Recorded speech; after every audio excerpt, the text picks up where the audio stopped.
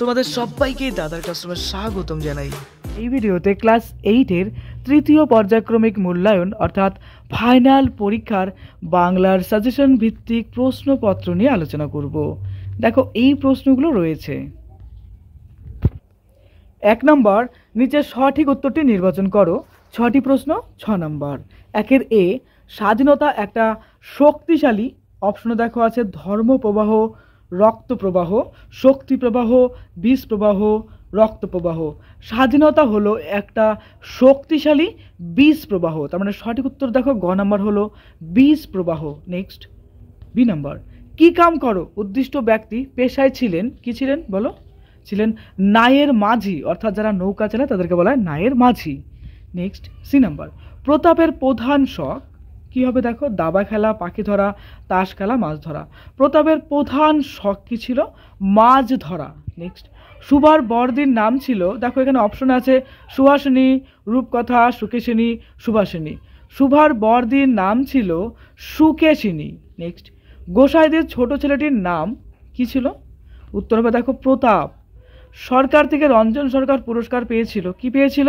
অর্জুন পুরস্কার পেয়েছিল। এরপরে শূন্যস্থান পূরণ করো। 2-এর এ নাম্বার, ঘুরে দাঁড়াও কবিতায় কবি ড্যাশ আহ্বান করেছেন। ঘুরে দাঁড়াও কবিতায় কবি হাত বাড়িয়ে দিয়ে আহ্বান জানিয়েছেন, অর্থাৎ হাত বাড়িয়ে দেওয়ার কথা বলেছেন। নেক্সট, স্বাধীনতা একটি শক্তিশালী বীজ প্রবাহ। নেক্সট, ঘরে ঘরে জ্বলে যায় স্বপ্নের কি ড্যাশ, উত্তর হবে দেখো মৃদু মোম। নেক্সট, সুন্দর রাম স্বামী ড্যাশ ভাষার লেখক, উত্তর হবে তামিল ভাষার লেখক। নেক্সট দেখো, নকশা পেরে শাড়িখানা মেয়েটির রৌদ্রের ভেতর ড্যাশের মতো সরে যায়, উত্তর হবে হলুদ পাতার মতো। সুভার গ্রামের নাম কি ছিল? উত্তর হবে চণ্ডীপুর। এরপর আসছে সত্য মিথ্যা নির্বাচন করো। দেখো প্রথম প্রশ্ন, ল্যাংস্টন হিউজ ছিলেন মার্কিন যুক্তরাষ্ট্রের হারলেম রেনেসাঁসের নেতা, এটা কিন্তু সত্য হবে। নেক্সট, বি নাম্বার, শিকল পরার গান রচনাটি যে কাব্যগ্রন্থ থেকে গৃহীত তা হলো অগ্নিবীণা, একদম মিথ্যা, কারণ শিকল পরার গান রচনাটি যে কাব্যগ্রন্থ থেকে গৃহীত তার নাম হলো বিষের বাসী। নেক্সট, ক্ষিতিমোহন সেন ছিলেন বাংলা পণ্ডিত, দেখো এটা মিথ্যা হবে। নেক্সট, সাইকেল রিক্সাগুলো সিজ দিয়ে যাক বনে বনান্তরে, উত্তর হবে সত্য। নেক্সট, আপনাদিগের এর চলিত ভাষায় রূপটি হলো আপনাদের, অর্থাৎ আপনাদিগের চলিত ভাষায় কি বলে? আপনাদের বলে, এটা সত্য হবে।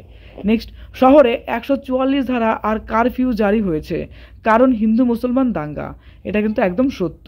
এরপর আসছে 4-এর প্রশ্ন দেখা বলেছে এক কথায় উত্তর দেওয়া, প্রত্যেকটা জন্য নাম্বার রয়েছে 1 করে।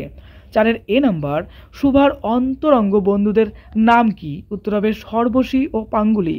নেক্সট, মাসি পিসিদের কাদের সঙ্গে সাত ঝামেলা পোহাতে হয়? উত্তর হবে রেলবাজারের হোমগার্ডদের সঙ্গে। নেক্সট, রঞ্জনের এর জার্সি নাম্বার কত? দেখো রঞ্জন এর জার্সি নাম্বার ছিল কত? 10, এবং সে খিদিরপুর ক্লাবে খেলতো। রঞ্জন খেলার জন্য অর্জুন পুরস্কার পেয়েছিল। নেক্সট, আদাব গল্পটি কার লেখা? উত্তর হবে সমরেশ বসুর লেখা আদাব গল্পটি।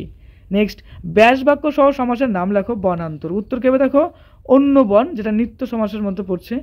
নেক্সট, সর্বজয়া নাপিতের বউকে কি বিক্রি করেছিল? উত্তর হবে একখানা কাঁসার রেকাবি। নেক্সট, হরিহরের পিতার নাম কি? উত্তর হবে রামচাঁদ তর্কভাগিস, দেখো রামচাঁদ তর্কভাগিস। নেক্সট, ভবিষ্যৎ অনুগার উদাহরণ দাও, উত্তর হবে দেখো তোমরা সবাই কাল উপস্থিত হইবে, তার মানে ভবিষ্যৎ অনুগার উদাহরণ কি হলো? তোমরা সবাই কাল উপস্থিত হবে, মানে কালকে তোমরা সবাই আসবে, এটা কিন্তু ভবিষ্যতের কথা বলা হচ্ছে, আগামীকাল, তাই না? নেক্সট, রাখিয়া থেকে রাইখা, তারপর আসতে দেখো রেখে, অর্থাৎ রাখিয়া থেকে রাইখা, তারপর আসতে রেখে। এক্ষেত্রে কি ঘটেছে? আমরা বলতে পারি এক্ষেত্রে অবিশ্রুতি ঘটেছে। নেক্সট, কাজী নজরুল ইসলাম শিকল পরাকে ছল বলেছেন কেন? কারণ হলো ভারতবাসীর মন থেকে শিকল পরার ভীতি দূর করবার জন্য। নেক্সট, দেখো চলিত ভাষায় দেখতে পাওয়া যায় কি? আমরা উত্তরে লিখব ক্রিয়ার সংক্ষিপ্ত রূপ, অর্থাৎ বড় রূপ না, সংক্ষিপ্ত বা ছোট রূপ ব্যবহার করা হয়। নেক্সট, দুর্গা কী রোগে মারা গিয়েছিল? উত্তর হবে ম্যালেরিয়া জ্বরে। এরপর আসছে দেখো 5-এর প্রশ্ন।